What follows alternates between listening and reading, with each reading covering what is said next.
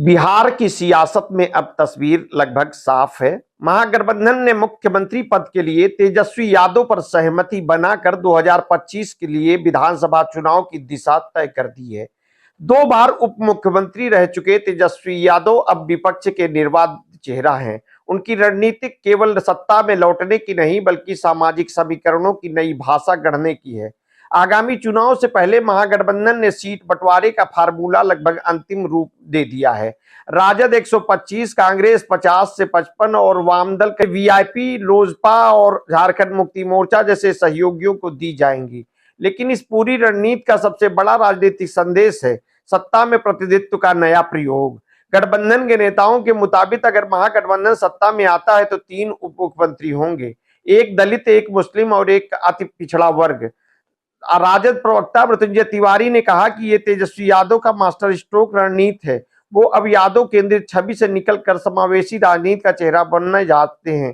कांग्रेस नेता प्रवीण सिंह कुशवाहा ने भी इसे राहुल गांधी के सामाजिक समावेश संदेश से जोड़ते हुए कहा है कि ये फैसला प्रतीकात्मक नहीं बल्कि राजनीतिक रूप से आवश्यक है। सामाजिक न्याय को वास्तविक रूप देने की कोशिश है।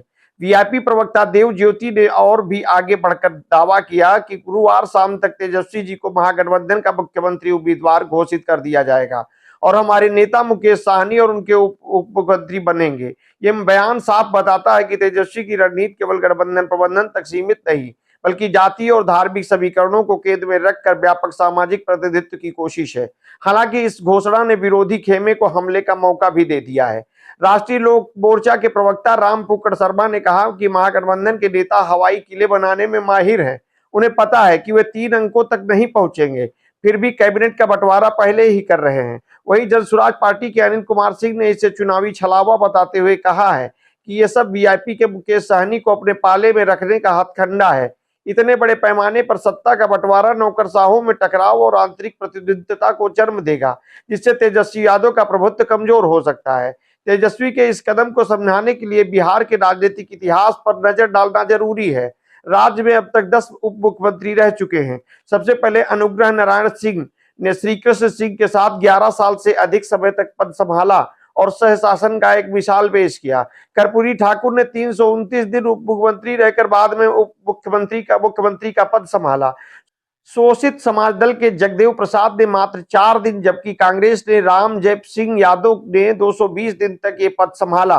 बीजेपी के सुशील कुमार मोदी ने अब तक का सबसे लंबा कार्यकाल 10 साल 316 दिन पूरा किया है। वर्तमान में एनडीए सरकार में सम्राट चौधरी और विजय सिन्हा उप मुख्यमंत्री हैं, जिन्होंने जनवरी 2024 से अब तक 250 से अधिक दिन पूरे कर लिए हैं।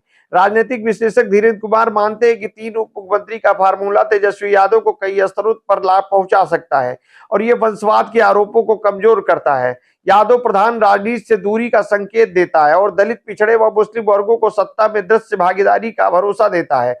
लेकिन साथ ही वे ये भी चेतावनी देते हैं कि इतना व्यापक प्रतिनिधित्व अगर कोई केवल प्रतीक बनकर रह गया तो ये प्रयोग उल्टा असर भी डाल सकता है। बिहार विधानसभा की 243 सीटों में बहुमत का आंकड़ा 123 है। पिछली बार महागठबंधन का इस जादुई संख्या से थोड़े पीछे रह गया था और विश्लेषकों का मानना है कि इस बार तेजस्वी उसी कमी को भरने की कोशिश में है। उन्होंने समझा दिया है कि केवल यादव मुस्लिम समीकरण में सत्ता में वापसी संभव नहीं है। उन्हें दलितों और अति पिछड़ों और अल्पसंख्यकों को वास्तविक राजनीतिक भागीदारी का भरोसा देना होगा। फिर भी सवाल वही है, क्या 3 उप मुख्यमंत्री का प्रयोग बिहार की राजनीति को नई दिशा देगा? यह सत्ता की लड़ाई में सिर्फ एक प्रचार का नारा बनकर रह जाएगा? क्या तेजस्वी यादव सच में समावेशी राजनीति का नया अध्याय लिख पाएंगे या सिर्फ जातीय समीकरणों की नई पैकेजिंग है? जवाब आने वाले महीने से मिलेंगे, लेकिन इतना तय है कि तेजस्वी ने जब चुनावी जंग को केवल सीटों का नहीं बल्कि सामाजिक प्रतिनिधित्व बनाम सत्ता प्रतिष्ठित के वैचारिक लड़ाई बना दिया है।